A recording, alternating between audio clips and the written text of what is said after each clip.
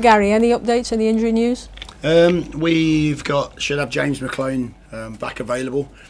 We looked at that for Saturday's game, and whilst James would have put himself up for selection, whilst I as a manager would have probably taken a big gamble on him, I think we have to take medical advice, which was that tomorrow is 4 weeks or a calendar month, whichever one, and we felt that the surgeon certainly felt that was the best opportunity for him to at least heal sufficiently to not be a huge risk. It's still of course a risk, but with a light cast on he'll be fine. He's a bit of a warrior, James, so he's desperate to come back into it, and he'll certainly be available for selection. But of course we have to look at the fact he's been out for a while, and we have to look at the fact that, you know, can he come either straight into the team and give us the energy we need, or will he be an option in the squad should we need to use it. So that's a decision I'll have to make. And Mamdou's still out? Mamdou's still out, made some good progress. I don't think he's a million miles away for this game, but realistically probably more so for the weekend's trip to Norwich. And Sam Clucas making really good progress, so the aim for Sam would be to train for the rest of this week and then play a game over the international break, and then I would imagine by the time we come back from the international break, provided he gets through all of those things well, he'll be available for selection. So that's again a bit of positivity. It's took us a while, but again sometimes you have to accept that you have to make good decisions long term for a player rather than just be desperate to get him out there because we've signed him for a decent amount of money. You know, I think it's important that he gets out there and stays out there. So that's where we are. Got a couple of little knocks, but fairly insignificant. I won't go into details what they are, because I wouldn't imagine they would keep players out of the game. Looking forward to the game tomorrow. It's obviously another busy time. We've got 3 matches in 8 days, and before you've said you've thought about changing the team on the 3rd day, but some of the players you brought in the second half on Saturday must give you now some difficult decisions to make. Yeah, I think you always look at. Of course, some of the players didn't play on the Wednesday against Forest, so that gives you slightly less of a decision based on energy. But what you would say is, of course, you always look for that Saturday, do we need to make some changes? I chose not to do that before because I felt as though continuity, or at least a chance of some continuity, was what we need at this current stage of the season.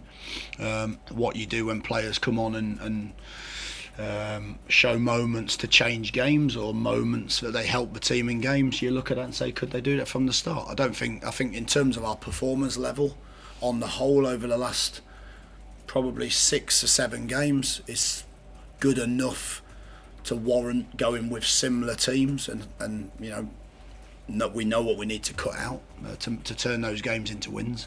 But of course you always look and see, could you add fresh legs, and the ones that would obviously come into that equation are the likes of Bojan, the likes of James McLean in those forward areas, to see if they could make a little bit of a difference, you know. But at the same time, you know, and again, listen, I've been really pleased with Bojan. I think he's trained really well. He's applied himself terrifically well since he's come back. He's shown a real appetite to get back to, you know, where he was a while ago with Stoke City. And I know the fans love him. But also at the same time, you know, if you score a goal, it doesn't necessarily mean that you automatically start regardless of how popular you are. So what I'm trying to say is we'll make that decision based on what we think is right for the team, rather than, you know, perhaps a sort of external pressure, if you like, to make a change. But from Bojan, from himself, you know, he's done himself no harm. We know he's got great quality, and it's just, I think, how that fits into this division at times, you know, but he's got game changing moments in him, and you know, we're fortunate to have him in the squad. Defensively, we know that we've made lots of errors. There can't be too many different combinations you've got left to try, is there? I don't think there's any more errors left to try, is there? Surely there can't be any more errors left available. Look, it's frustrating for us all, because, you know, if you look at Saturday's a classic case of a game where, in my opinion, we should win the game comfortably based on our performance. We should win the game comfortably based on the quality of chances against us. But we end up, you know, in a similar position because we make mistakes, and it's difficult because I don't want to keep coming out and talking about mistakes, but of course you're asking me about situations in games, and we know that's a very simple. Like I said on Saturday, in some ways I'd rather be saying that, as frustrating as it is, rather than saying at the start of the season, I thought there were some games where we performed badly and we performed poorly. And after that game, I'd probably be more concerned than I was after Saturday's game, just because you can't play that well continually and not win games of football. So I think we're very, very close from winning those games and turning those moments around.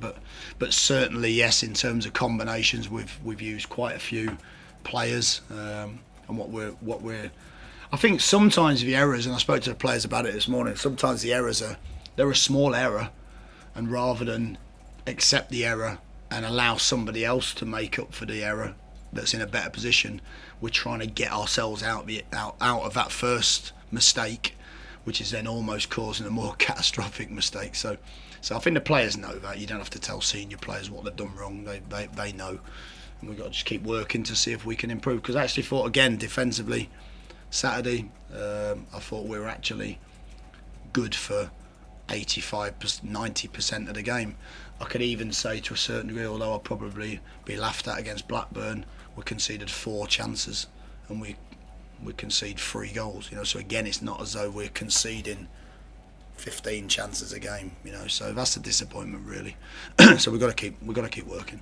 And Bolton, obviously, like all teams in this league, won't be easy to beat. But if we can start with high pressure and get an early goal, that should take some of the frustrations away from the team. Yeah, I think, look, we want to start with the ball. We want to start creating chances. Whether that comes from, you've seen it come from high pressure late in games. You've seen it come from pressure a bit deeper against Sheffield Wednesday. There's lots of different ways to do it. I think the reality is you need to start with a little bit of intensity about your game. It's ironic, but again, we didn't start the second half against Rotherham with enough intensity, and maybe that allows the opposition to get into those areas. But yeah, of course, we need to do the things right. Bolton will be coming scrapping for their lives again. I've played against Phil's teams probably more than any other team I've played against over the years, because of course when he was at Bradford we were at Burton, and we've ended up coming crossing paths quite a lot, and his teams are always very, very resolute and hard working and aggressive, so we're going to have to make sure we solve that bit, and then respect the fact that they've got players in there that could also hurt us. But we've proved in the last 6 or 7 games we can dominate possession, we can control the game, we can create chances. What we've got to prove now is we can add the other bits that then mean that we win the game. And the last one from me, Ryan Shawcross obviously is the club captain. You obviously picked a different captain when he wasn't on the pitch this time. If there's a situation where Ryan comes back in the team, will he be captain? There's a good chance he'll be captain, yeah, because again he's done nothing from that aspect for me to strip him of the captaincy. Of course it's something you always give thought to, but could you take the pressure off the likes of Ryan by letting him focus on the game alone? But he's a proud captain of Stoke, so again, I'll cross that bridge when I come to it. But at this moment in time, I've got no reason to not have Ryan as a captain, and that might be tomorrow night or the next time that he's selected. Thank you.